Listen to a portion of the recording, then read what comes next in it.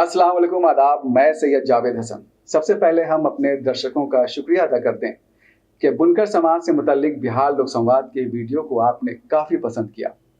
हालांकि वीडियो लंबा था, ये वीडियो भी लंबा है, लेकिन मुसलमान, उर्दू और बिहार के वज़ीर आला नीतीश कुमार को समझने के लिए वीडियो की लंबाई कोई मायने नहीं रखती। नीतीश कुमार सेकुलर इमेज रखते हैं और मुसलमानों के दोस्त माने जाते हैं।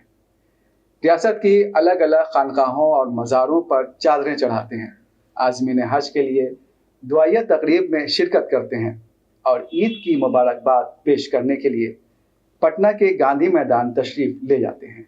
सब लोगों को मुबारकबाद है। आप जानते हैं कि आज के मौके पर 2006 से ही हम इस स्थल पर आते रहे हैं।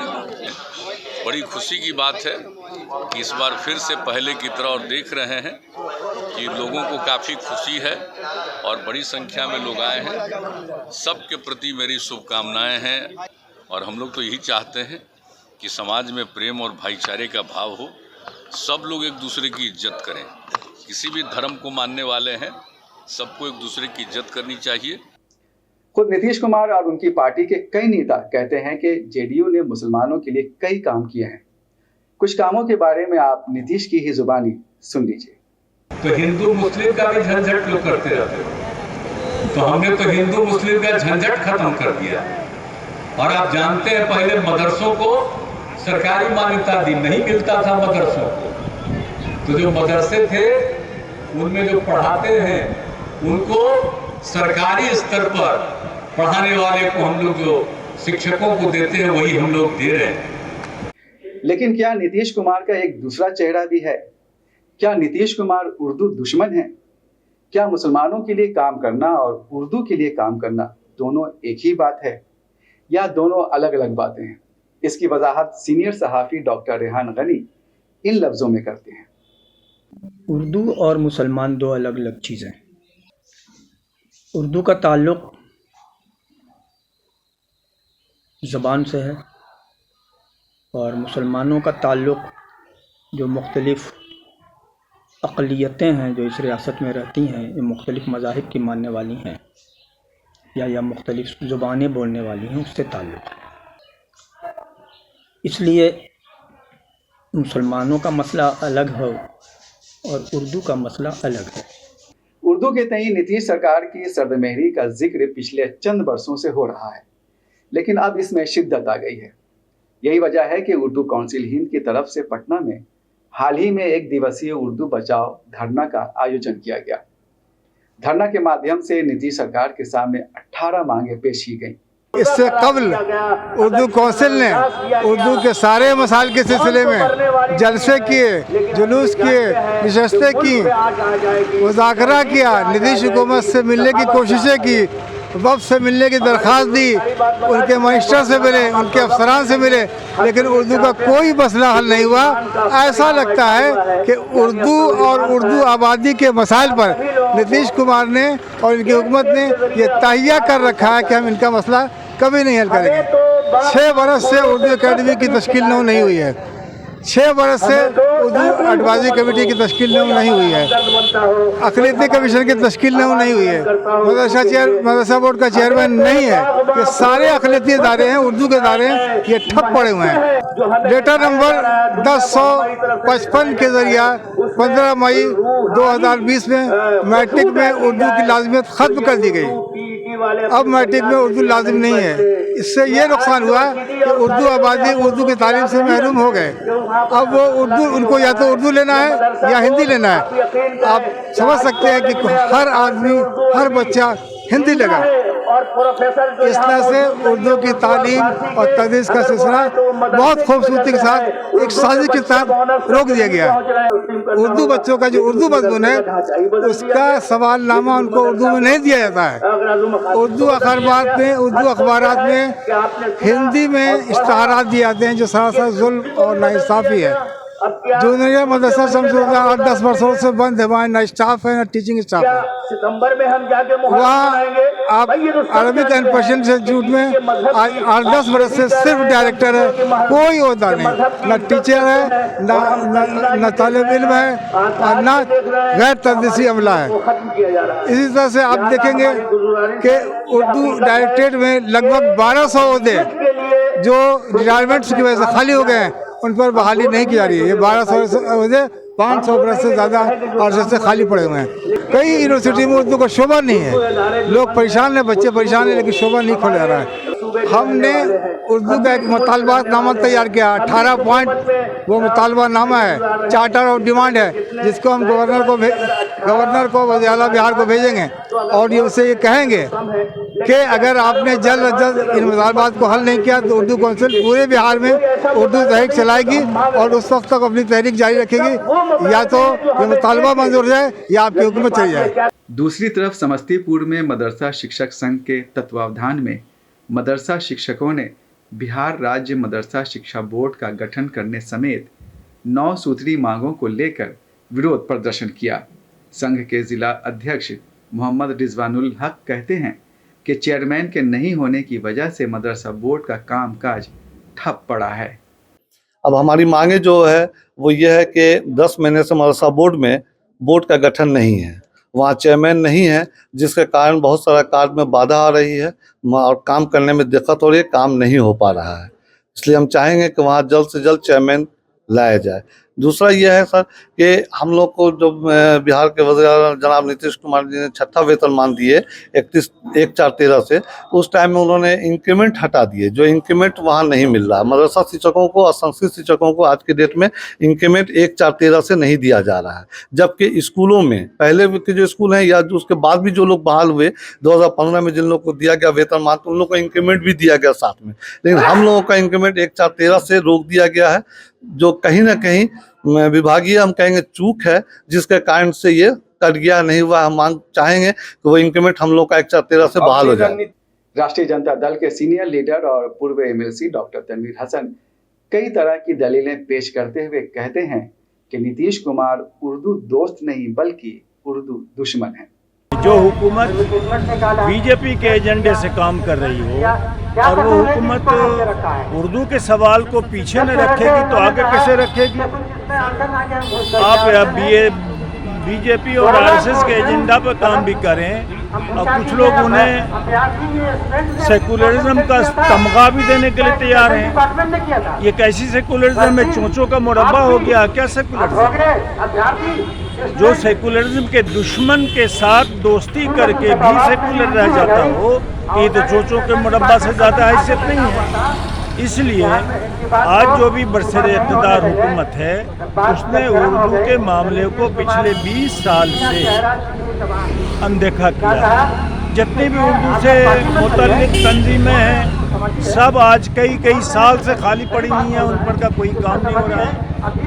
उर्दू के टीईटी के जो एग्ज़ामी हैं जो 12 साल 10 साल से उनकी लिस्ट बनी हुई है, रिजल्ट नहीं आ रहा है। इतनी बहालियाँ हुई, उनको कोई मौका नहीं मिला, चूँकि उसमें उर्दू और बंगला के जो बंगला भी ज़बान में माइनॉरिटी है यहाँ की, उनके वो टीचर को बहाल करना है तो वो बहाली नहीं हुई। वही बात है कि हाई स्कूल से उर्दू टीचर खत्म हो गए हैं, उनका मानक मंडल 6 टीचरों का, उसमें उर्दू शामिल नहीं है। राजद के पीरियड में मानक मंडल में उर्दू थी, आज नहीं है। क्यों नहीं है? मानक मंडल से हटाया तब तो वहाँ टीचर नहीं जा रहे हैं। अब धीरे धीरे जब हाई स्कूल से उर्दू की लाज़िमियत ख़त्म हो जाएगी तो उर्दू पढ़ने वाले कम हो जाएंगे, धीरे धीरे ख़त्म हो जाएंगे। उर्दू काउंसिल की हम तारीफ़ करते हैं कि ऐसे माहौल में भी उसने धरना देने का काम किया और ढोंगी बहरी सरकार को सुनाने का काम किया कि हमारे मसले हल करिए, और तभी हम उर्दू दान और उर्दू के मानने वाले मानेंगे कि हाँ आप उर्दू दोस्त हैं, वरना मीठी मीठी बात बोल के उर्दू को मीठी जुबान बता करके उर्दू के खिलाफ काम कर रहे हैं। इसलिए ये काम आपका पता चल गया है, अब लोग जानने लगे हैं कि उर्दू के आप दोस्त नहीं हैं, उर्दू के दुश्मन। डॉक्टर रेहान गनी के मुताबिक ये कहना सही नहीं है कि पिछले 20 साल में नीतीश कुमार ने उर्दू के लिए कुछ नहीं किया। जो काम नहीं हुए हैं उसके लिए रेहान गनी अफसरशाही के साथ साथ उर्दू वालों को भी जिम्मेदार करार देते हैं। कुछ फैसले जो सही नहीं हुए हैं और गलत हो रहे हैं, जैसे उर्दू की लाजिमत ख़त्म हो गई, तो चूँकि हुकूमत नीतीश कुमार की है इसलिए वो मोर्द इल्ज़ाम हैं, ज़िम्मेदारी है कि ऐसा नहीं होना चाहिए था। लेकिन इसमें हम सबसे ज़्यादा जो ज़िम्मेदार समझते हैं वो ब्यूरोक्रेट्स के समझते हैं। उसके बाद हम ज़िम्मेदार हम उर्दू वाले को समझते हैं कि हम उर्दू वालों ने क्या किया। हमारे बड़े बड़े रहनुमा तो नीतीश कुमार के साथ डाइस तो शेयर करते हैं, डाइस पर बैठते हैं, मिलने भी जाते हैं। ठीक है, वफ्द नहीं मिल पाता है, वफ्द को ये वक्त नहीं दे रहे हैं, और ये भी उनकी एक सोच बन गई है कि मुसलमान उनको वोट नहीं देता है। लेकिन ये हमारा भी तो फ़र्ज़ बनता है ना, हमारे मिली रहनुमाओं का जो नीतीश कुमार से मिलते जुलते रहते हैं या जो राब्ते में रहते हैं, कि वो बताएं कि भाई ये काम नहीं हो रहा है जिसकी वजह से नुकसान हो रहा है। एक इल्ज़ाम और भी है नीतीश कुमार का कि 6 बरसों से उर्दू एडवाइज़री कमेटी की तश्कील नहीं हुई, जिसकी वजह से कोई काम नहीं हो रहा है। वो उर्दू एडवाइज़री कमेटी ठप है। बिहार उर्दू एकेडमी भी लगभग 6 बरसों से 2018 में उसका टर्म ख़त्म हुआ था, उसके बाद से कोई कमेटी नहीं बनी है। मुझे तो ये पता चला है कि उर्दू एकेडमी इस वजह से नहीं बन रही है कि बेशुमार लोगों ने एप्लीकेशन दे रखा है कि मुझे सेक्रेटरी बना दिया जाए, मुझे वाइस चेयरमैन बना दिया जाए, और उसके बाद फिर वहाँ पैरवी और एंटी पैरवी दोनों चल रही है। और उसमें पता ये चला कि अब परेशान है लोग, यानी जो तश्कील नौ करेंगे एकेडमी की, वो परेशान है कि अब करें क्या, किसको लें और किसको न लें, किसको हम सेक्रेटरी बनाएं और किसको हम नहीं बनाएं। ये इस मामले में यह मामला अटका हुआ है। उर्दू एडवाइजरी कमेटी का भी है। हम भी चाह रहे हैं कि हम चेयरमैन हो जाए, वाइस चेयरमैन हो जाएँ। उसके चेयरमैन तो उर्दू एकेडमी का जो चेयरमैन है वो तो वज़ीर आला होते हैं, बाकी 2 वाइस चेयरमैन होते हैं, एक सेक्रेटरी होते हैं और 4 मेंबर होते हैं। तो मामला वहाँ फंसा हुआ है। उर्दू एडवाइजरी कमेटी में भी यही हाल है, हर उर्दू वाला दावेदार है। उर्दू अदीब दानिश्वर और साबिक अफसरशाह शफी मशहदी उर्दू एडवाइजरी बोर्ड के चेयरमैन और बिहार उर्दू अकादमी के वाइस चेयरमैन रह चुके हैं। उर्दू एडवाइजरी बोर्ड का तजुर्बा बयान करते हुए उन्होंने कहा कि सरकार ने बोर्ड के तमाम मशवरों को कूड़ेदान में डाल दिया। यहाँ तक कि कई बार के इसरार के बावजूद नीतीश कुमार ने उन लोगों से यानी उर्दू आबादी से मिलना तक गवारा नहीं किया। हम जब चेयरमैन हुए तो हमें विरासत में कुछ नहीं मिला। हम लोगों ने शुरू किया काम। गवर्नमेंट की एक पाबंदी थी कि आप 1 साल में 4 ही मीटिंग कर सकते हैं, तो 3 साल में 12 मीटिंग हम लोगों ने की, और हर मीटिंग में 2-4 रेजोल्यूशन तो उर्दू के सिलसिले में होते ही थे, और गवर्नमेंट को जाते थे, कैबिनेट सेक्रेटरीट में जाते थे। लेकिन आज तक उसका किसी एक का जवाब हमको नहीं मिला कि उसका क्या हशर हुआ। वो सेक्रेटरीट के फाइलों में दब के रह गया। बहुत कोशिश की उनको आगे बढ़ाने की, लेकिन देखा कि कोई उसके लिए तैयार नहीं है। तो ऐसे हम लोगों ने गौर किया कि कुछ एक्सपेक्ट करना गलत है। तो गवर्नमेंट लेवल पर एडवाइजरी कमेटी के हैसियत से जो एडवाइस गवर्नमेंट को दी कमेटी ने, उसमें कोई कुछ कार्रवाई नहीं।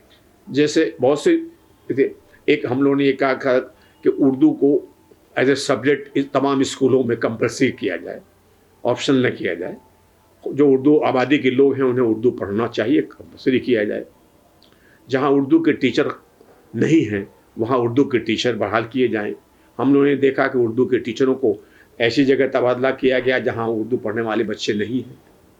ये क्यों हुआ?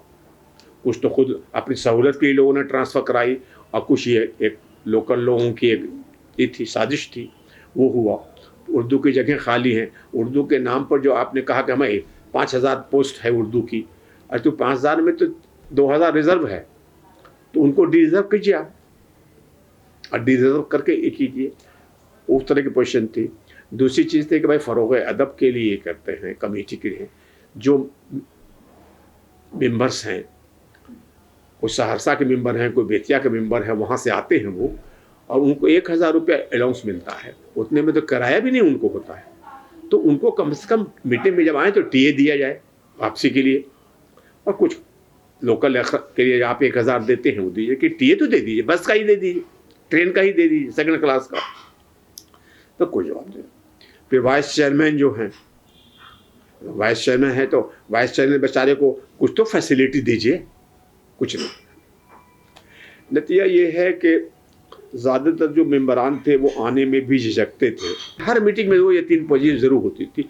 मुख्तलिफ जगहों के इलाके के मेंबरान आते थे, वो कुछ अपने लोकल मसाइल देते थे कि मेरे यहाँ ऐसे हो रहा है, उसको हम लोग टेकअप करते थे। कुछ नए सजेशंस आते थे कि भाई ये होना चाहिए उर्दू के फ़रोग़ के लिए। अफसोस है, हम शिकायत नहीं कर रहा हूँ मैं, अफसोस होता है कि जो मशावरती कमेटी जो एडवाइजरी बोर्ड है, मशावरती है, उसकी जो मशवरे दिए गए उस पर कोई कार्रवाई। आपने क्या कभी चीफ मिनिस्टर से मिलने की कोशिश की? हमने भी कोशिश की और कमेटी की तरफ से भी कई बार लिखा गया कि भाई कमेटी के मेंबरान ये चाहते हैं कि आपसे बात करें। ये रिक्वेस्ट कई बार भेजी गई, मेंबरान के इसरार पर हमने भेजी, लेकिन ऐसा हो नहीं सका। जो पॉलिटिकल हेड्स होते हैं उनकी अपनी प्रायोरिटी न होती है, तो अब वो मशावरती कमेटी उनके प्रायोरिटीज़ में नहीं था, तो इसलिए वो उस पर कुछ नहीं हो सका। और उनकी मजबूरी रही होगी, सियासी मजबूरी होगी, हम नहीं जानते, वजह नहीं जानते, हमने तो हकीकत बयान की। बिहार उर्दू अकादमी का तजुर्बा बयान करते हुए मशहदी कहते हैं कि इस इदारे के डिफंक्ट होने से उर्दू को काफ़ी नुकसान हो रहा है। जाहिर है कि उर्दू अकादमी का जो भी काम हो था वो उर्दू अदब को फ़रोग़ देने का ही था। तो अगर वो काम रुक गया है तो जाहिर है कि उर्दू ज़बान के फ़रोग़ पर उसका मनफी असर तो पड़ेगा ही, अब पड़ रहा है।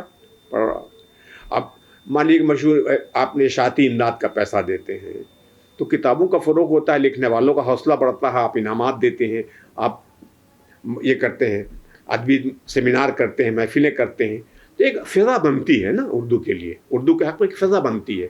जो गैर फ़ाल लोग हैं वो भी फ़ाल होते हैं, कुछ फ़ायदा तो होता है। तो वो सारा काम बंद है, खाली एक मैगज़ीन छपता है और मैगज़ीन का मयार जो है वो आप भी जानते हैं, हम भी जानते हैं। अफसाना निगार मुश्ताक अहमद नूरी उर्दू अकादमी के नायब सदर रह चुके हैं। उनका कहना है कि नीतीश कुमार सियासी मसलहत के तहत उर्दू के लिए काम नहीं कर रहे हैं।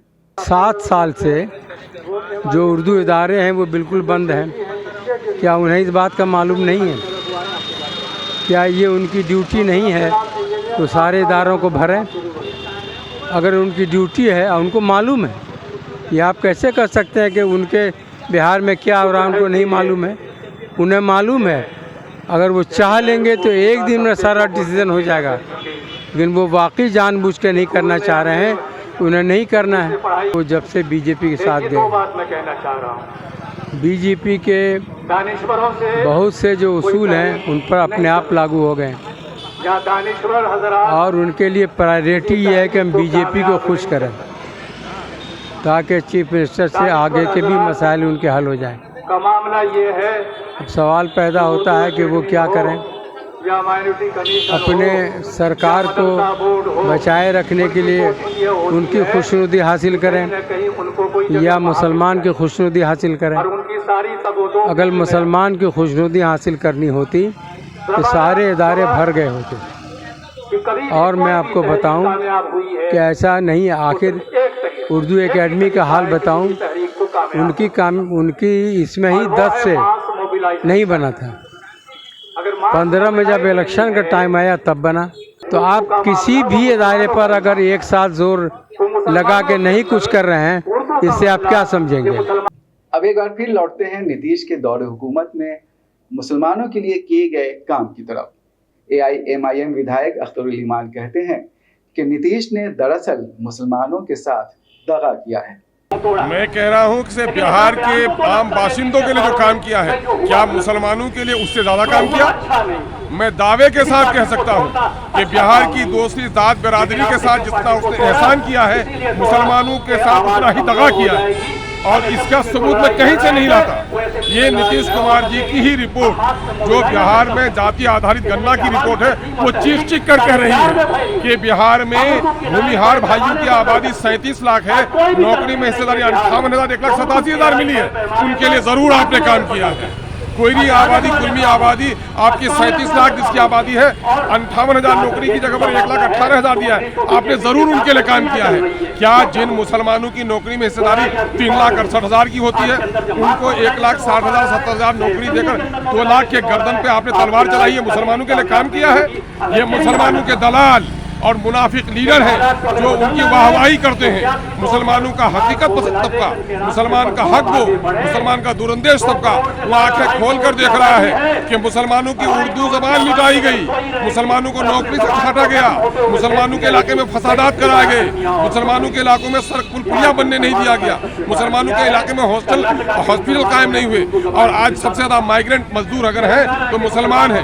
पर कैपिटा इनकम कम है तो मुसलमानों का है। मुसलमानों के लिए काम किया है, हाँ काम किया है। औरों के सर पर ताज रखा है, मुसलमानों के गर्दनों पर तलवार रखी है। ये आरएसएस और बीजेपी के सारे एजेंडे पर काम कर रहे हैं। जदयू चाहती है कि धोखा देकर हम मुसलमानों का वोट लें। जदयू और बीजेपी का मिलन ही इसलिए हुआ है कि एक तरफ गरम बोलकर वो फिरका परस्त हिंदुओं का वोट ले और दूसरी तरफ नरम बोलकर ये मुसलमानों का और दलितों का वोट ले। ये दोनों के खमीर से ही। और बिहार में बीजेपी को, आरएसएस को किसी ने अगर कदम जमाने का मौका दिया, उसका नाम नीतीश कुमार है। ये कहते हैं कि मुसलमानों को मैंने कत्ले से बचाया। अगर नीतीश कुमार आज बीजेपी का दामन छोड़ दे तो बिहार में जिस तरह से मछली बगैर पानी के नहीं जिंदा रह सकती, बगैर नीतीश के यहाँ पर बीजेपी जिंदा नहीं रह सकती है। बीजेपी को अगर किसी ने जिंदा रखा है उसका नाम नीतीश कुमार। लेकिन रेहान गनी अख्तरुल ईमान की बातों से पूरी तरह मुत्तफिक नहीं। वो कहते हैं कि नीतीश कुमार ने मुसलमानों और उर्दू के लिए जो काम किए हैं उनसे इनकार नहीं किया जा सकता। हज भवन में सरकार के पैसे से एक कोचिंग सेंटर चल रहा है जिसकी निगरान सरकारी अफसर हैं। वो कोचिंग मुफ्त कोचिंग है।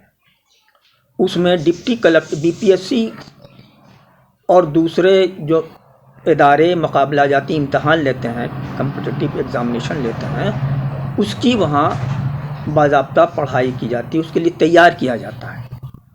और उसमें अब तक 1600 से ज़्यादा उम्मीदवार, जिसमें बच्चे भी हैं और बच्चियाँ भी हैं, वो मुख्तलिफ़ मुकाबला जाती इम्तहान में कामयाब होकर सरकारी ओहदों पर फायज हैं। उसमें डिप्टी कलेक्टर भी हैं, सिपाही भी हैं और इस तरह के ये सब हैं, 1600 कुछ। इसके अलावा इसी कोचिंग सेंटर से निकल करके कई बच्चे और बच्चियां जो हैं, कई मुस्लिम उम्मीदवार जो हैं, वो जज भी बन चुके हैं। वो काम वहाँ हो रहा है। तो इसको आप क्या काम तस्लीम नहीं करेंगे? हम उर्दू वाले नहीं करना चाहिए, ये काम नहीं है। इसके अलावा आप देखिए, अभी दरभंगा में और किशनगंज में पहले मरहले में 2 रिहायशी अक़लियती स्कूल, बज़ाहिरी अक़लियती स्कूल है, उसमें तमाम अक़लियत में सिख भी हैं, जैनी भी हैं, सब हैं, लेकिन असल मानों में ये मुस्लिम रिहायशी स्कूल हैं। और हर ज़िला में रिहायशी स्कूल खोलने का सरकार का प्रोग्राम है। तो क्या इससे गैरों का फ़ायदा हो रहा है? क्या इससे जानते हैं, इससे कोई फ़ायदा हम लोगों को नहीं होगा, मुसलमानों को नहीं होगा। फिर हर ज़िला में अक़लियती हॉस्टल खोले जा रहे हैं, हर ज़िला में कहीं बन चुके हैं, कहीं बन रहे हैं। और कई ज़िला में तो मैं ख़ुद गया हूँ, देखा है कि मैंने कि उसमें बहुत अच्छी खासी तादाद में बच्चे रह रहे हैं वहाँ, वो मुफ्त में रह रहे हैं। दूसरी तरफ आप देखिए, उर्दू डायरेक्टरेट का तकरीबन 2.25 करोड़ रुपए का सालाना बजट। वो महकमे काबीना सेक्रेटेरिएट के मातहत इदारा है, बराह सरकार से वो की निगरानी करती है उसको। 38 अजला हैं। 38 अजला में इसी पैसे से, यानी इसी सरकार के पैसे से हर ज़िला में हर साल 1.5 लाख रुपया उर्दू डायरेक्टरेट भेजता है, यानी सरकार भेजती है। और उस पैसे से उस इलाके में, उस ज़िला में प्रोग्राम कराए जाते हैं, वर्कशॉप होता है, फिर स्कूल के बच्चों को बुला करके उनकी तकरीर कराई जाती है, उनसे मज़ामीन लिखाए जाते हैं, समझ गए।